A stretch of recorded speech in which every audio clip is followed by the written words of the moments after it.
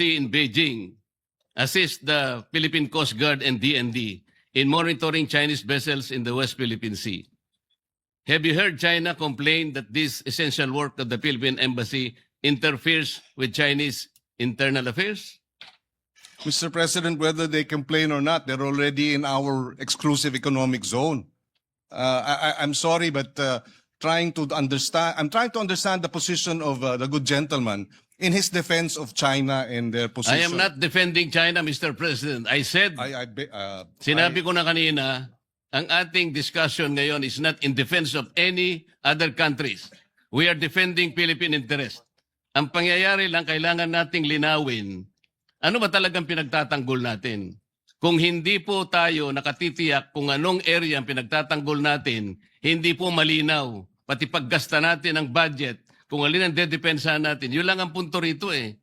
At pinaliliwanag ko kanina pa sa pamagitan ng mga mapa, hindi po nagkakaroon ng positibong resulta sa ating bansa, yung pagbabangayan. Nakita na po natin, the South China Sea is rich in mineral deposits, in oil and gas. Nauhuli na po tayo dahil patutsadahan ng patutsadahan. Bakit nagawa po ng ibang bansa? Bakit hindi po natin magawa?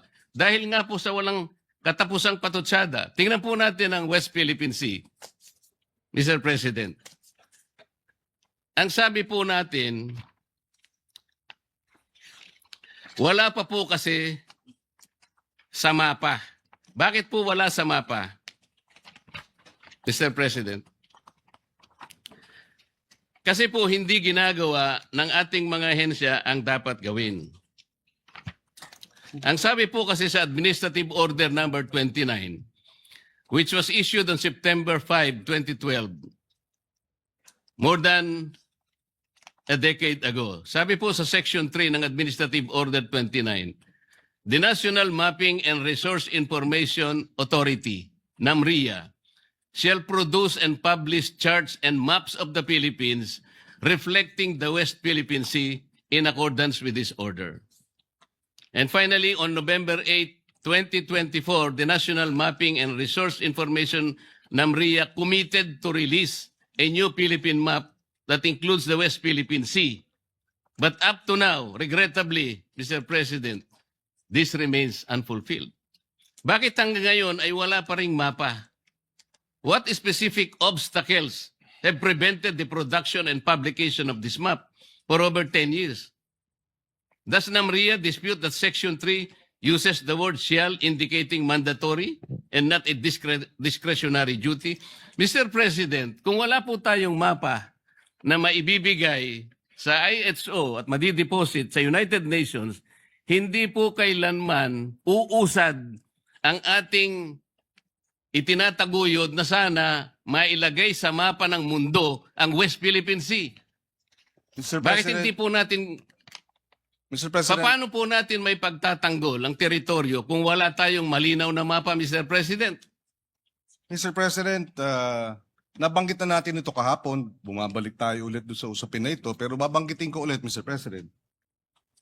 Paliwanag, Mr. President, na under Republic Act 9522, yung baseline law, Republic Act 12064, Philippine Maritime Zone Act, at yung AO 29, maliwanag na in-identify ang West Philippine Sea. Diyan nakasaad yung extent ng West Philippine Sea. It has been sufficiently and defined by these three government instruments and laws, Mr. President. So, hindi ko maintindihan bakit dahil walang meets and bounds, etc. ay ibig sabihin wala tayong maaring mahina ang ating claim. I beg to disagree, Mr. President. In fact, under our laws, meets and bounds refer to the baseline of 200 nautical miles. From baseline, 200 nautical miles ang ating exclusive economic zone. Merong 12 miles territorial sea, 24 miles contiguous zone, and so forth. Yun ang UNCLOS, Mr. President. Kaya hindi ko naintindihan bakit bakit pinipilit itong pag-define ng metes and bounds ng West Philippine Sea kung na-define na. Besides, Mr. President, ayon sa UNCLOS, yung purpose ng pag-submit when UNCLOS obliges states to show the coordinates of maritime zones and submit and deposit the same, it is only for the purpose of publication and information. And it is made a condition, it is not made a condition sine qua non for entitlement. This is, Mr. President, UNCLOS Article 16, 75, and 84. So, hindi ibig sabihin dahil hindi natin nasasamite sa UNCLOS, gaya ng nabanggit ng ating butihing senador, na wala na tayong kapangyarihan o lakas o basehan para ipaglaban yung West Philippine Sea, Mr. President. It is only for purposes of publication and information. Mr. President, ang laki po talaga ng hindi natin pagkakaunawaan sa bahaging ito. I am not questioning What is this? the extent of the exclusive economic zone. This is 200 nautical miles from the baseline. That is also the extent of our continental shelf. Contiguous zone is 24 miles, nautical miles. Territorial sea is 12 miles from that basic line. Hindi po yun ang pinag-uusapan natin, Mr. President. Sinabi lang kasi ng AO29 and Presidential Decree 1596, dinefine niya lang yung West Philippine Sea. Ang kulang, sabi po ng steps na dapat gawin, sinabihan nga ng executive order ang NAMRIA eh. Gumawa ka na ng mapa, kasi po yung mapa, yan po yung magbibigay ng coordinates. Isasubmit po yan. Ito, basahin ko na po.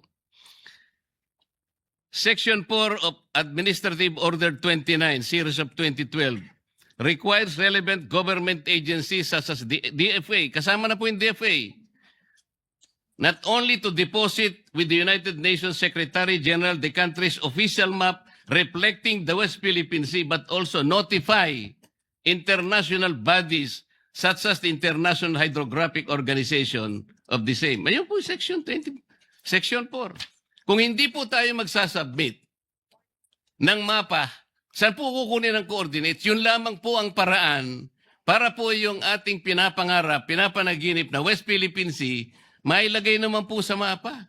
Yun po ang pinakamaganda.